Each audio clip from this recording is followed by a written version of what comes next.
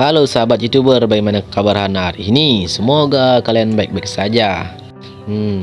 Bagaimana tidur udah berdua atau masih sendiri? Dalam kesempatan kali ini gue akan menceritakan alur film yang ada horor-horornya, mistisnya, tapi ada juga bumbu-bumbu dapur penyedapnya gitu yang siap membuat isi celana Anda tegang. Judul film ini adalah V-Max dari negeri Hap-Hap Kang Blihap. Sebelum nonton, boleh dong gue intro dulu.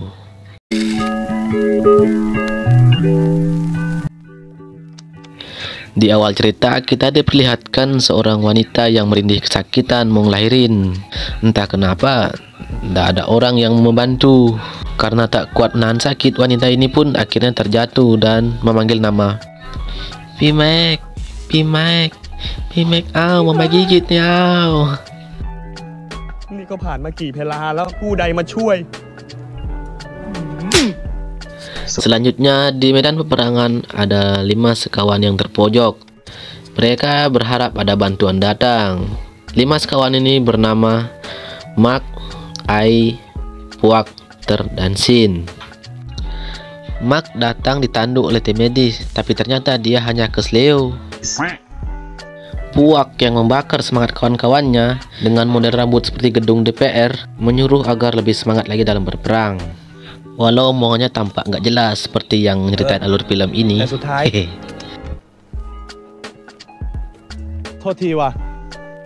Berkat semangat Puak, mereka pun akhirnya bersemangat untuk berperang.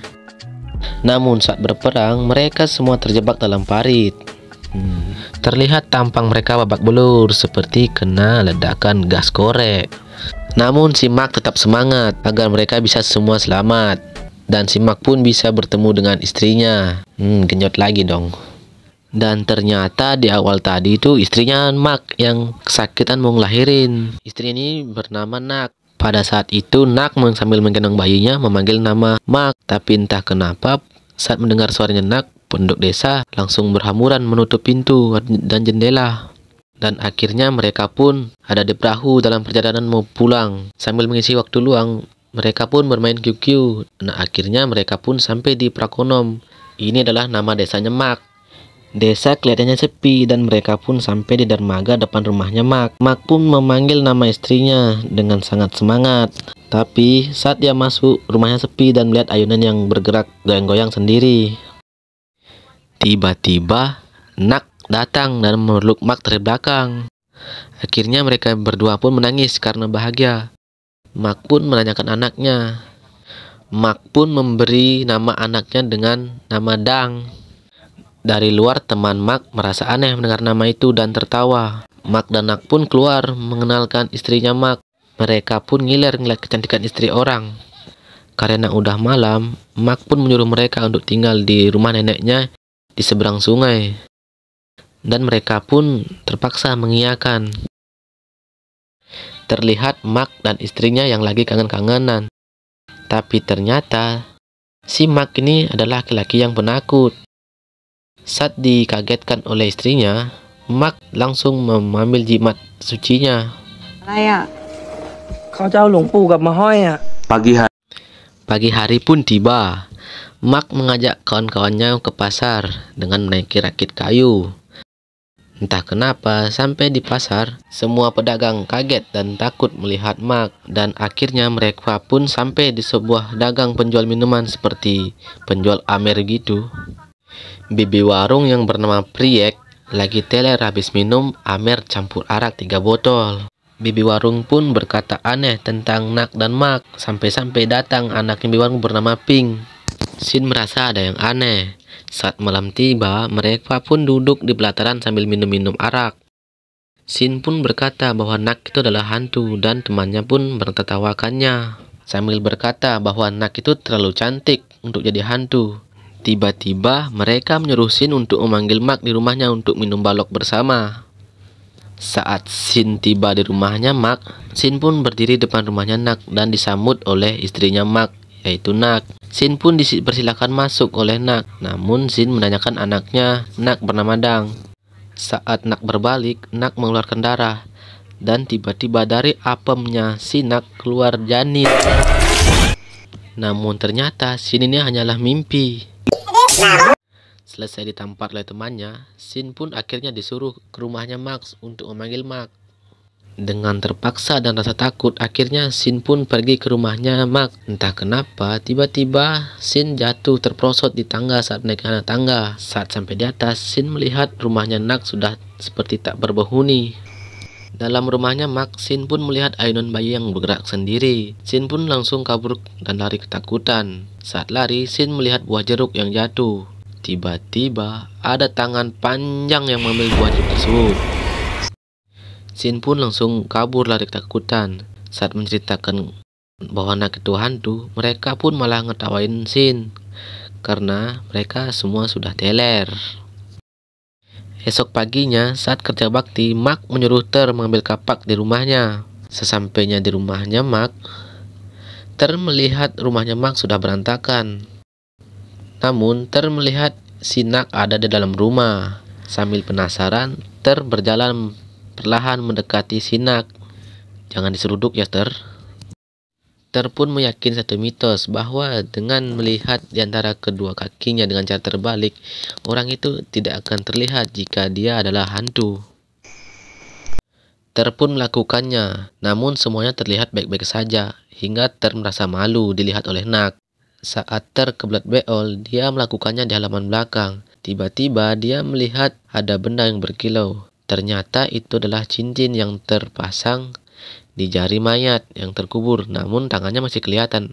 Aneh juga. Ter pun mau lari, namun nanggung kalau beolnya masih ada 2 potong. Akhirnya Ter pun berlari. Namun sialnya, Ter menabrak seorang tawon hingga mukanya Ter pun terlihat seperti Iron Man yang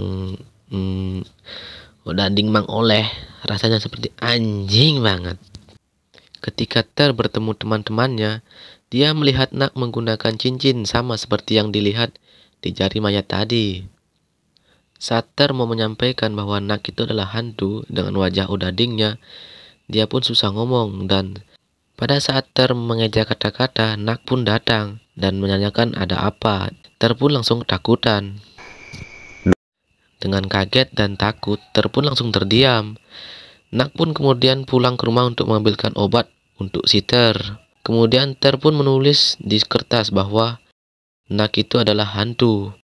Tiba-tiba Mak pun datang dan penasaran ingin melihat tulisan di kertas itu. Dan saat dibaca oleh Mak, Mak pun syok. Kemudian Mak bertanya sesuatu kepada si Nak. Nak, apakah kau hantu? Lalu si Nak menjawab, kamu ngomong apa sih? Mending kita berpelukan mumpung hujan.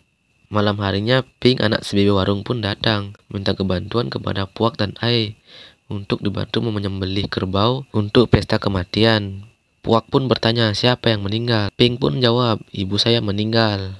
Ibunya Pink meninggal akibat kemarahan Nak di pasar tempo hari. Puak dan Ai pun kaget mendengarnya. Dia pun segera mengajak temannya untuk kembali ke kampungnya. Namun, saat mau pulang ke kampung, tiba-tiba Nak mengajak mereka untuk makan malam. Mereka pun terpaksa mengiyakannya. Namun, hidangan yang mereka akan makan sangat mengerikan.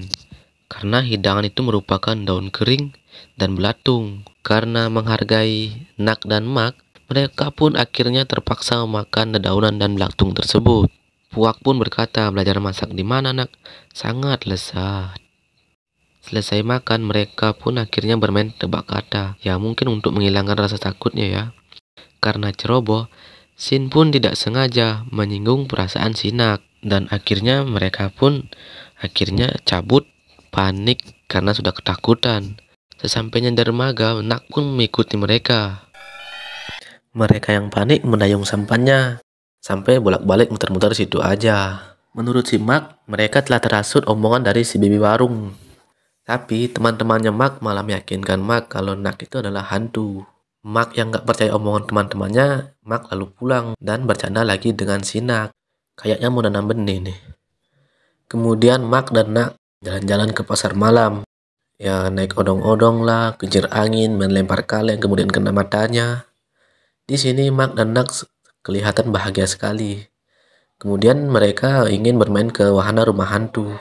Hantu kok diajak ke wahana rumah hantu? Ternyata teman-temannya Mark sudah ada di dalam rumah hantu tersebut, merencanakan sesuatu. Mereka pun menculik Mark, agar Mark bisa dibawa ke sebuah tempat. Si Nak pun melihat mereka yang menculik si Mark. Kemudian mereka membawa Mark ke sebuah hutan. Sesampainya di hutan, suara binatang pun mereka kira hantu. Karena saking takutnya, di sini Mark menyangkal bahwa istrinya itu bukanlah hantu. Saat mencari Mark di tengah hutan, mereka menemukan jajaran darah di daun. Akhirnya mereka pun menemukan Mark yang terluka parah dengan dada yang bercucuran darah. Di sini Ter dan Sin pun beranggapan bahwa Mark itu adalah hantu, bukan si Nak.